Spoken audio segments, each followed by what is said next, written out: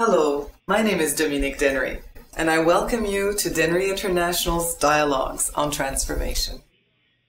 As a coach and facilitator of human development, I've always wanted to understand why some individuals seem to be able to create a fulfilling life, even in the face of adversity, while others seem stuck in a life they don't want. My guests on these podcasts have all pushed the boundaries of what others said could be done in their chosen fields, while staying true to themselves on their journey. These journeys are easy for us to identify with, yet so inspiring. I hope you will enjoy watching or listening to these dialogues as much as I have enjoyed producing them. I look forward to hearing about your own journeys of transformation. You can find me online at dennery.ca and on my blog and Facebook fan page. Why ZenKitchen? And to hear it from you, why you called it ZenKitchen, what is ZenKitchen, and why here in Ottawa? I always wanted to open a restaurant since I was young. I forgot about that dream I had because I said, I'm getting too old.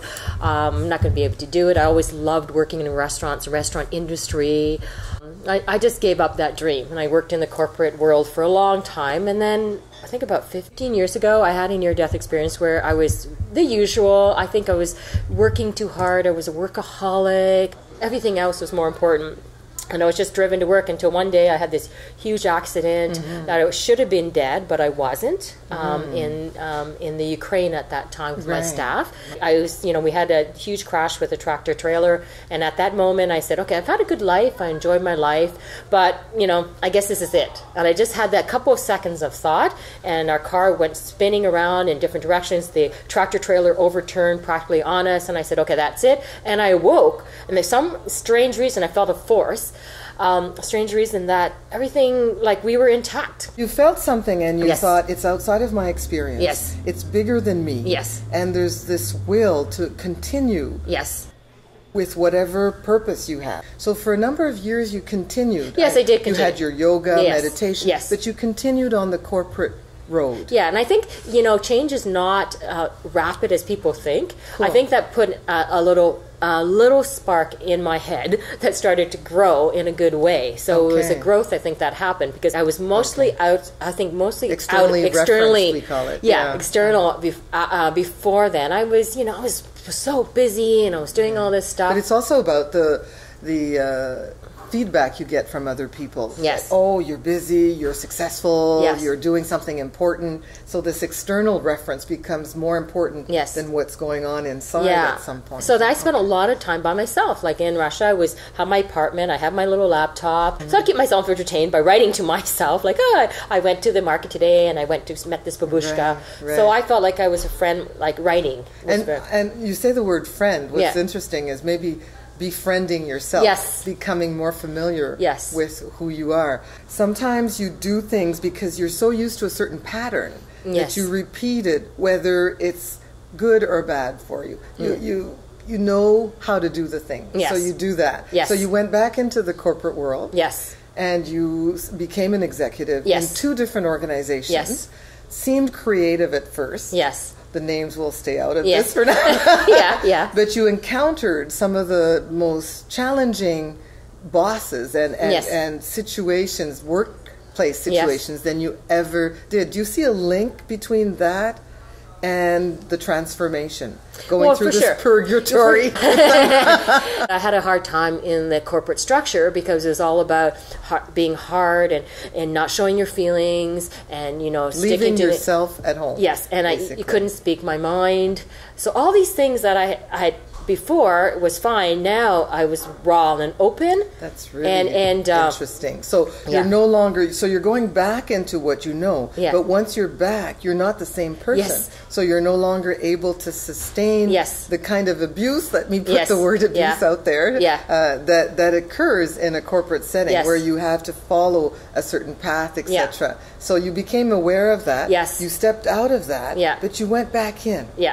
Yeah, I went back in because that's what I knew. So I went in there and all these, it was really hard for me, each time to okay, what's happened? I'm a different person and I can't, I can't. It was difficult to reconcile who you had become with what you were expected to be in that environment. Yeah, and I just all I wanted to do was be myself. I wanted to be myself. I wanted to be true to who I am. Yeah. I think that was the path. So that's why I think the shift happened. I was constantly conflicting. So these things were actually good. The difficult times can be good, can Yes, be a learning. for sure. You were saying a little earlier that it is an opportunity to learn if you let it become that. Only in time when you say, oh, that was meant to happen. I see why, because I met that person who met that person. Right. So now it starts to, you get this big, more of a wider universe. Your picture becomes much big. Is that about trust, to be able to actually trust that whatever is happening is meant to happen in a certain way? Yes. Like there's a fine line between saying, okay, it's happening and what do I do next? And actually going, well, what do you expect? It was supposed to happen that way. Yeah, I think it's just being more present, being more mindful of your like every moment. Meditation is great.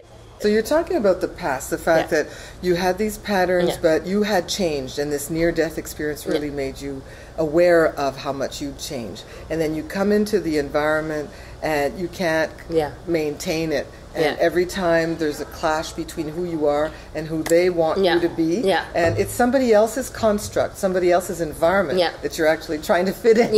Right? And so you decided to create your own. What led to that? What was the trigger point where you went back to, yes, I remember always wanting to have a restaurant, and maybe I can have a restaurant. You went to New York. Oh, I went to New York on a course. I was on this constant path, right? I was doing lots of retreats, in between these crazy lifestyles. I was constantly searching. I was like, it's like, a computer system searching for its mate. You're constantly like asking people, and I think you're putting it out there, either consciously or subconsciously. I wanted a new career path. I wanted a new life, but how the hell am I supposed to do it? I don't know. But the answer was inside. It wasn't outside. No, it was inside. It was always inside, but it's to uncover what's inside takes time. Okay, nice. So it might take, some people are impatient. It took me like 10 years to find out, 10 or 15 years to actually get to that point. Tell me about the little spark.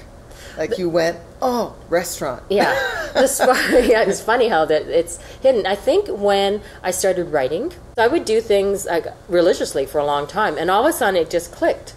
I don't know, just between the meditation and everything, it just clicked. It said, oh yeah, I did want to open a restaurant. I remember that when I was in my teens. I tried to get into the restaurant course, and then it just clicked. But it doesn't click just like that. What clicked was like, but I don't know what I'm supposed to do with this restaurant thing. I'm like older. I don't have as much energy. I'm not a chef. So that's when all your limited beliefs, come back. Yeah, so I'm not a chef. Like, what am I going to do about this? The experiences and learnings I had, I wanted to put into the restaurant as well. So and food is a nice metaphor for transformation itself. Like you take some raw ingredients, there's the creativity there. Yeah, there's creativity. Whatever I needed to do with my life had to have the three things: creativity, connection, and passion. I just said, okay, here it is. I'm just going to see what happens to it. Okay. So it was really interesting. So I put it there as an intent and just kind of thought about it. And I said, well, one of these days it will click. I have no idea what this means. Then, putting the intention out is very much part of it, and then trusting that the rest will come, will coalesce to give you something that works with who you want to become. So just trusting, and I think that's where you get really impatient. You just think, I'd like to know now. I'm so disappointed. I'm not one of these people that... Actually, when I think of the three words you mentioned, that's been you all along. Yes, well, this is it. Okay. This is the essence. The whole weekend where I was to do this workshop, it was the creativity, essence. Passion, connection. So I needed, whatever I'm doing, I have to have connection to people.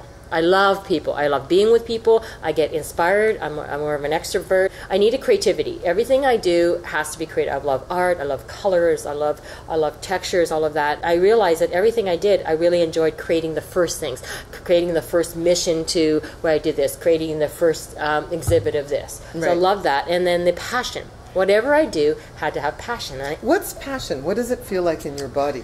Passion. Passion sort of runs down your spine, I think. It gives you the tingly feeling.